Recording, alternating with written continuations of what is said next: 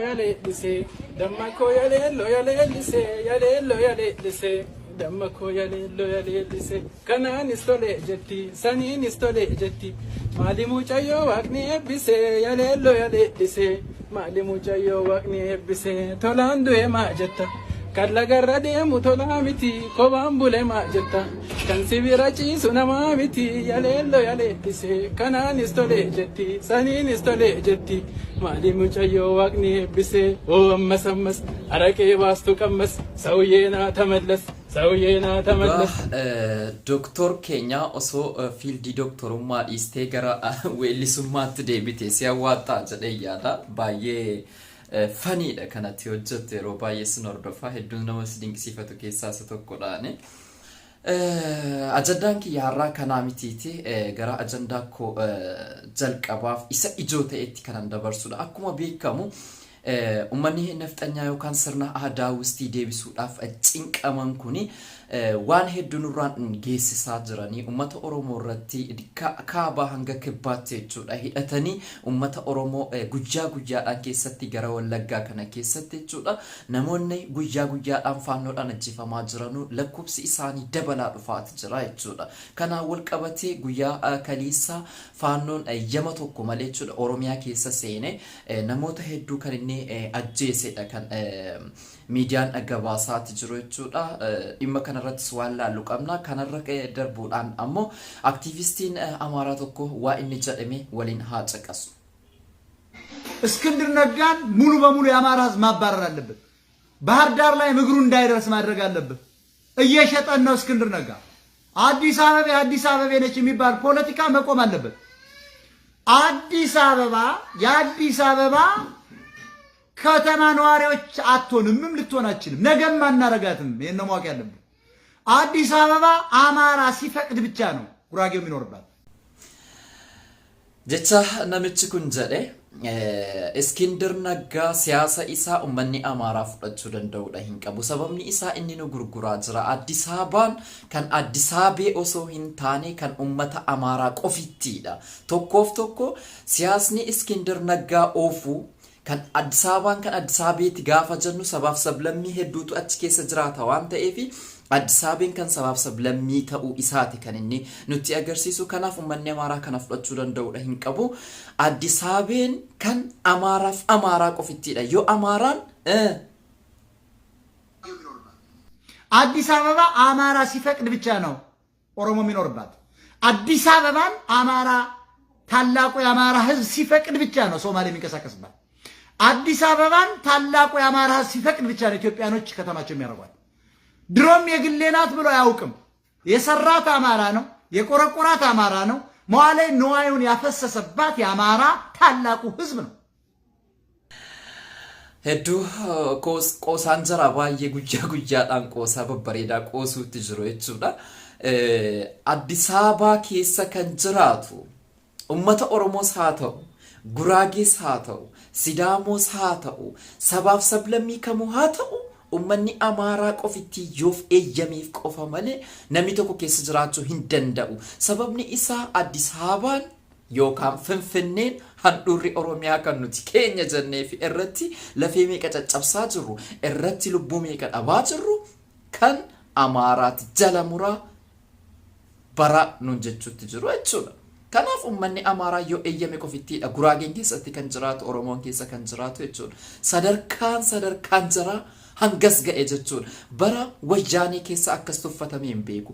Afaan guuttatti Addis Ababaan kan Amaaraati jettee hin beektu bara wayyaanee keessa jechuudha. Mi'a dhaggeeffannu. እንኳን እሷን መቀሌን የሰራ አማራ ነው፣ ድሬዳዋን የሰራ አማራ ነው። ዛሬ የሚፋልልበትን ናዝሬት አዳማን የሰራ አማራ ነው። ዛሬ የሚፋልልበትን ቢሾፍቱን ደብረ ዘይትን የሰራ አማራ ነው። ዛሬ ያወደመውን አጣዬ የሰራው አማራ ነው። ዛሬ ያወደመውን ሻሸመኔን የሰራው አማራ ይባላል።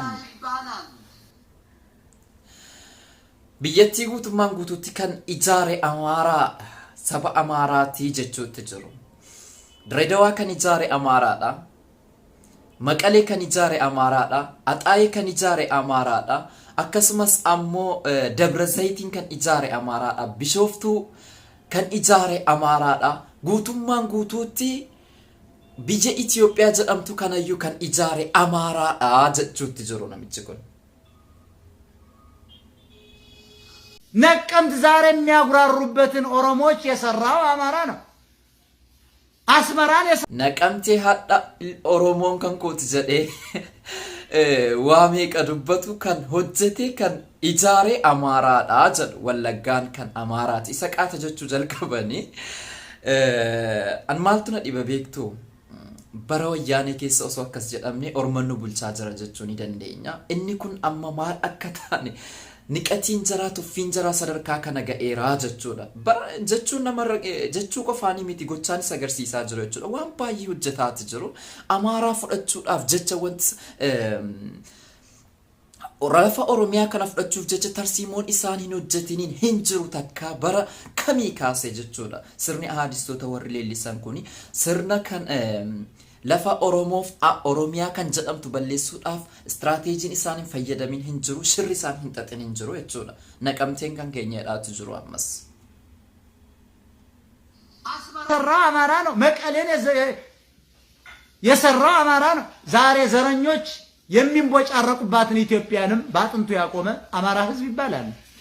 ስለዚህ ዛሬ ዘረኞች ጀቸ ጀቱ ከነ ቆፈ የሮ ባዬ ጋፈ ሙአተሙ ጀራ አገርሲሰኑ ማልጀሩ ሙአተሙ ጀራ አመና ነው ዘረኞች ጀ ኦፊ ጀራቲ አማራን ማሊ አማራን ዘሪሚቲ ዋሁንደሳ ከነ ከን ኢጃሬ አማራ አጅለኒ ወረካኒ ሞ ዘረኞች ጀቹን ኢሳኒ ወሪኩም ቤኩም ሰቀቡሞ ሂንቀበኒ አን አይ ዶንት ኖ ummata kana akkuma jaarraa abbaa gadaa jedhe yoo hammam barattee jette warra dimokiraasiitti hin amanne warra walqixxummaatti hin amanne warra kotte duudaa yookaan balaayinnati jaraa qofitti irratti kan amananu qofittiidha warra akka kotte duudaatti yaadanudha sabni amaaraa kun jedhe jaarraa abbaa gadaa jechuudha. Maaliif jennaan jaarraa 21ffaa kana keessa waan baay'ee nutti agarsiisanii jiru. Waan baay'eesaa nama dhukkubsataa wal aansaaf gara ambulaansii keessaa buusanii fuuldura hawaasaa wal ga'anii qaxaqqaxanii lubbuu keessaa baasaniiru. Nama fayyaa lubbuu qabu harkaaf miila isaa gubanii ibiddaan gubaati jiru jechuudha. Namoota hedduu baajaajii keessaa baasanii cafacafanii magaalaa guddaa keessatti bakka mootummaan jirutti bakka hidhattoonni jirutti hidhattoonni isaaniitu iyyuu waan baay'ee hojjetaa turan jechuudha. Kanarra darbee gara Wallaggaa deemanii uummata Oromoo jimlaadhaan ajjeesuutti jiru. Uummata Oromoo mana isaanii irratti gubaa qabeenya isaanii saamaa lafa isaanii irratti dhaqanii jechuudha meeshaa hidhatanii namoota hedduu ajjeesaa jiru jechuudha. Sirni ahadistiin jarri leellisan kuni guyyaa guyyaadhaan tatamsa'aa deemaa jira jechuudha. Ilmi isaanii kun maqaa Oromoo dhahatee ilmi isaanii kun wanti inni jaraaf hin godhin hin jiru. Jara gammachiisuudhaaf jecha wanti inni hin gugguufin hin jiru jechuudha. አዲስ አበባ የአዲስ አበባ ነች ማለት እኮ የሁሉም ነች እንደማለት ነው። የአማራ አይደለችም ለማለት ነው በተዘዋዋሪው። አዲስ አበባ የመጣው ኢትዮጵያ የሰፋሪው ነች እያሉ ነው። ይሄ ደግሞ አይሆንም። ከነ ምኒልክና ጣይቱ በፊት የቆረቆራት አጼ ዳዊት ይባላል። አጼ ዳዊት የአማራ ንጉስ ነው፣ የኢትዮጵያ ንጉስ ነው። አዲስ አበባ ከ3000 ዓመት በላይ ያላት ታሪካዊ ከተማ ነች። በረራም ትባል ነበር በአንድ ወቅት። ትናንትና አዲስ አበባን ጫካ መንጥሮ ከጣይቱ ጋር አዲስ አበባየን ብለው ስሙ ስለቀየሩት ነው እንጂ አዲስ አበባ በረራ ይባል ነበር። ያኔ ኦሮሞ ከኬንያ አልመጣም። ያኔ ኦሮሞ ከማዳጋስካርም አልመጣም። yeroo minilikiin duratti kan ijaare maqaa isaa dha'ee ture jechuudha. Nama Mikaa'el moo maal jedhamudha kan ijaare Addis Ababaa kan jedhamtu kana jedhe yeroo sanatti ummanni Oromoo yookaan sabni Oromoo jedhamu kun Keeniyaa irraa hin dhufne yeroo sanatti sabni Oromoo jedhamu kun Madagaskar irraa hin dhufne jechuutti jira jechuudha. Sabni Oromoo akkuma isaan jedhanu Madagaskar irraa yookaan Keeniyaa irraa akka dhufetti kan isaan beekanu jechuudha. Ay niqat kana caalaa waan gochuu maal akka jarri nu gochuudhaaf ta'aa jiranu rabbii qofa beeka. ያኔ ትግሬ ከየመን አልመጣም። ግማሹ ትግሬ ማለት ነው አድዋዎች አሁን የሚዋጉ። ስለዚህ አዲስ አበባ የአዲስ አበባ ነች ማለት እኮ የሁሉም ከተማ ነች ማለት እኮ የአማራ አይደለችም ልዩ ጥቅመኛ ነው እያሉ ኦሮሞ እየፈነጨብን ነው ለማለት ተፈልጎ ነው። ይሄን ነው መግባት ያለበት። የአማራ ወጣት፣ የአማራ ህዝብ፣ የአማራ የአዲስ አበባ ህዝብ ማወቅ ያለበት አዲስ አበባ የኛ አማራዎች መቀመጫ ዋና ከተማ ነች። በሂውንታ ለኢትዮጵያ ህዝብ የሰጠናት ነው የሚባል እንጂ ልዩ ጥቅምህ አብይ አህመድ ዝናሽ ታያቸው ነች። ሽመልስ አብዲሳ ያንተ ገርል ፍሬንድ ነች። ያንተ ልዩ ጥቅም የኦሮሞ ቄሮ ያንተ ልዩ ጥቅም ባህር ዛፍ ዱላህን ልዩ ጥቅም እሱን ተሸክመ ዙር። ቄሮን ኦሮሞ ከንኬ ድርሳን ከንኬ ባህር ዛፊ ጉርሙረት ጉረዱቲ ፊጊ ደጋባ ደዱ ፊጊ sadarkaa kana nuuf kenname jechuudha. Qeerroo Oromoo yaane dhagaa harka duwwaadhaan ni kumni sanii ol wareegame biyyattii kana biyya jiguudha kaate baakaa ol kaaftee utubdee jechuudha. Jarri kun በ11ኛው ሰዓት የሚባለው ነገር አለ አይደለ? yeroo sanatti dhuftee xiqqoos yeroo sanatti sochii kan qabdu ummata qimaanta turte jechuudha. yeroo ummanni Oromoo qeerroon Oromoo taankii fuuldura rasaasa fuuldura dhaabbattee lubbuu kenniteef jechuudha. Wayyaanee fuuldura dhaabbattee wayyaanee biyyaa baastu jarri kun eessa akka jirtu namni eenyuun ni beeka jechuudha. Hadda በ11 ሰዓት ላይ wanti hundi isaa kennamee fi akka kan Abiyyi nuti taphatee nu arrabsiisaa jechuudha. Namicha warra ahadistoota warra sirna durii ijaaruudhaaf cinqaman kanaan jechuudha. Ga'een qeerroo barzaafi baadhadhu dullaa baadhadhu zooreedha. Tuffiin kanaa gadi maaltu jirame? yaa ummata Oromoo kana irratti yoo dammaqne maal irratti dammaqna nuti? አዲስ አበባ እንደነ ዮኒ ማኛ የሚባሉ የሰፈር ልጆች እንደሚዋሩት አይደለም። አዲስ አበባ የአዲስ አበባ ልትሆን አትችልም። ከኛ ጋር ጸባቸው እነዚህ የሰፈር ልጆች በዚህ ምክንያት ነው። ዛሬ ቀሰቅሰዋለሁ እንደገና አዲስ አበባ የአዲስ አበባ ነች የሚለው ፖለቲካ ውሸት ነው። አዲስ አበባ የትግሬም ሊሆን አይችልም፣ የጉራጌም ሊሆን አይችልም፣ የሶማሌም ሊሆን አይችልም፣ የኦሮሞም ሊሆን አይችልም፣ የጉራጌም ሊሆን አይችልም፣ የሲዳማ ሊሆን አይችልም። አይችልም። የማይችል ነገር ነው የምነግርህ። ነገም ሀገር ስንመሰርት አዲስ አበባ እንደፈለግን የምንፈነጭባት ፋኖን አስታጥቀን የምንንጎማለልባት ከተማችን ነች። ከነቃተ ሰርቀበኒ አዲስ አበባ ጋፋ ብየ ኢጃረኔ ጀኑ ፋኖ ኢtti hiisisnee biyya Amaaraa gochuudhaaf qophii akka xumuranii jiranudha. Kan isaan jedhanu sababni isaas meeshaa gurguddaa irratti bitanii uummata Wallaggaa karaa daangaatiin hidhatanii namoota hedduu ajjeesaa jiru. Qabeenya isaanii barbadeessaa jiru.